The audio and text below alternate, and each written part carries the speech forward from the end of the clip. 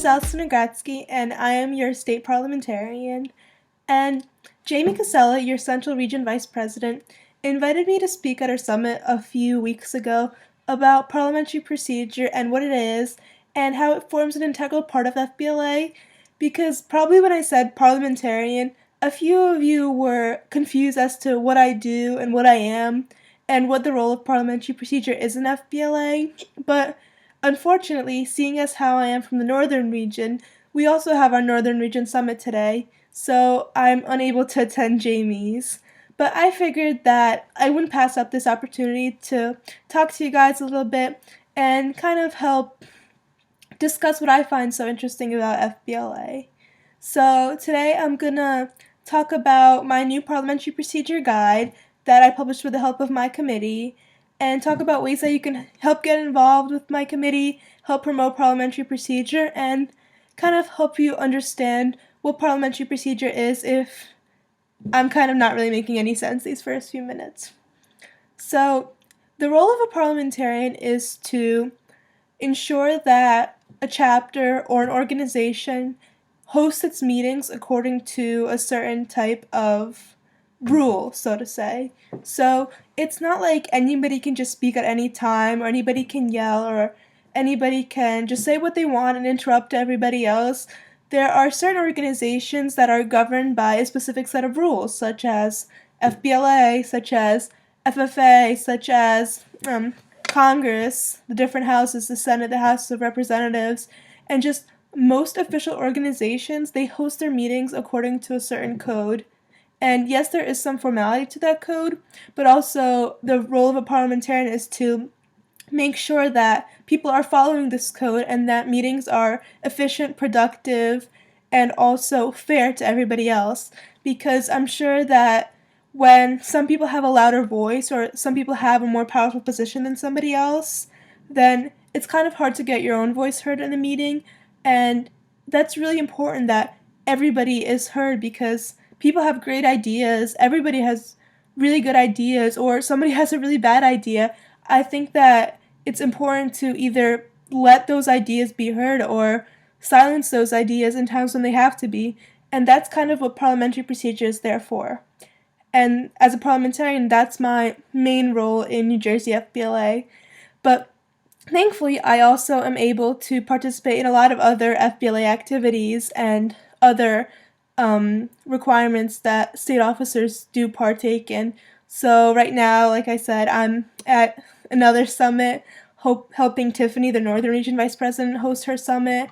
And I am just like any other member of New Jersey FBLA on the state executive board.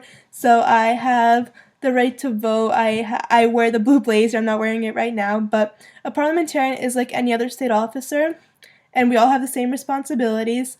But that's just one snippet of one of my main responsibilities for making sure that when the state executive board meets, we meet according to a certain type of rule and order. And in order to help New Jersey FBLA members learn about those rules, I've created a guide with my Parliamentary Procedure Committee called Exploring Parli Pro, and you can find it online, but I figured I'd just show you in the video so you know what it looks like.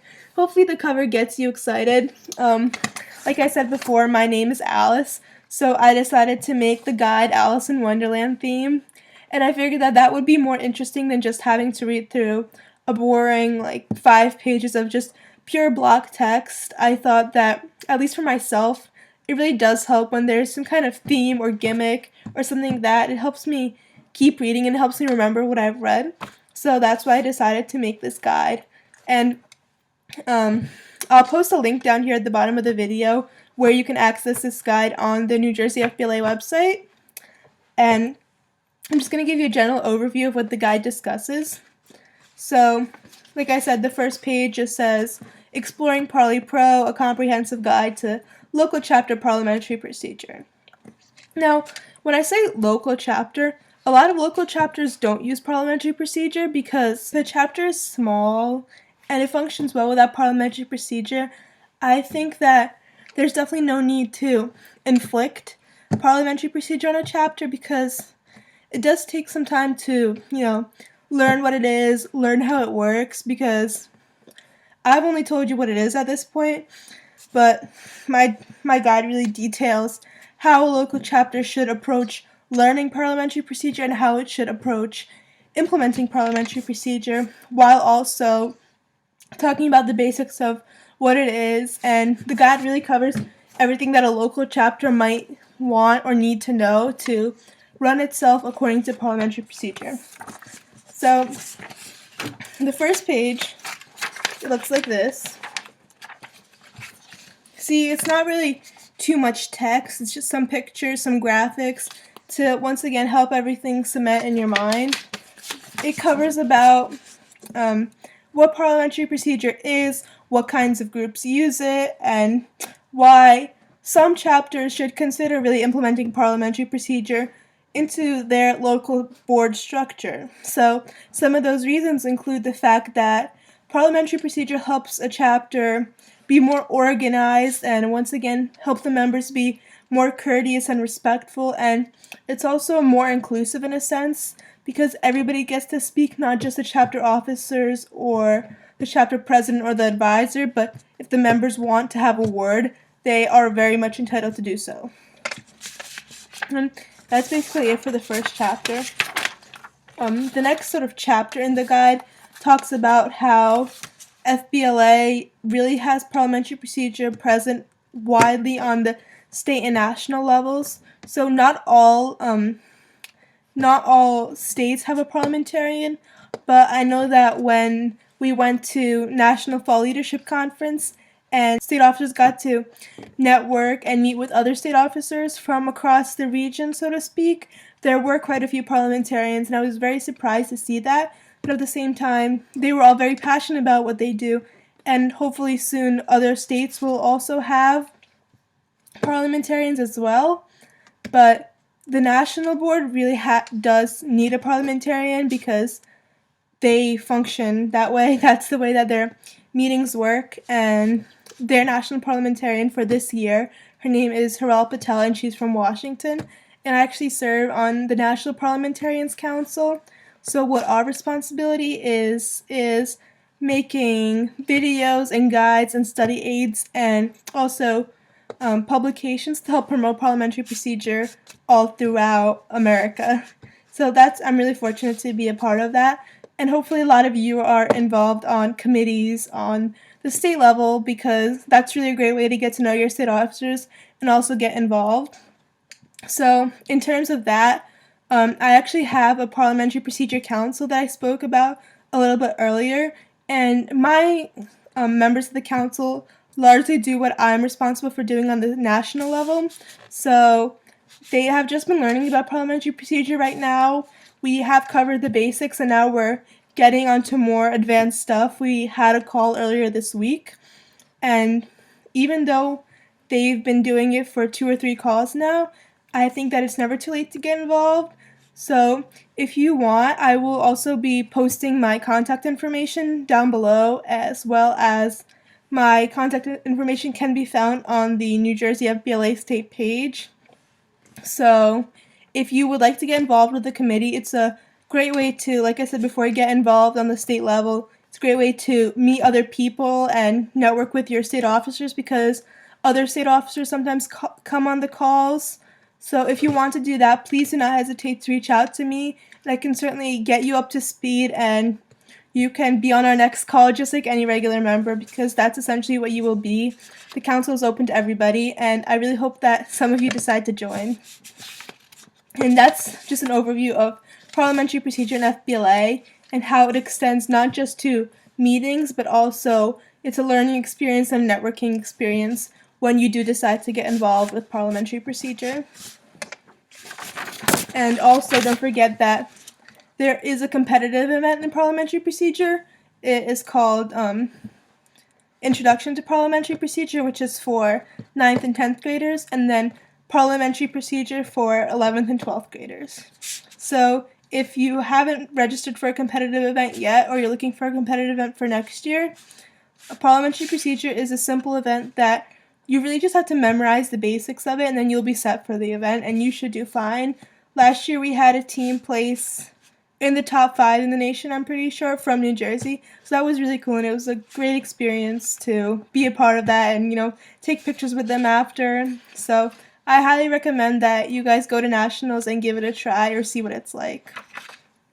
And then the last few pages of the guide, these really do get into what parliamentary procedure is.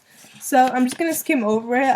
We don't have time to discuss everything in detail because I could probably do a whole workshop on this, but the way that it works is that there are some basic principles, including the fact that everybody is equal, like I've said before, that no one member is powerful or controlling. Even the president has the same rights as the members of the organization. The president is not on a hierarchical pedestal, no matter what we may sometimes think.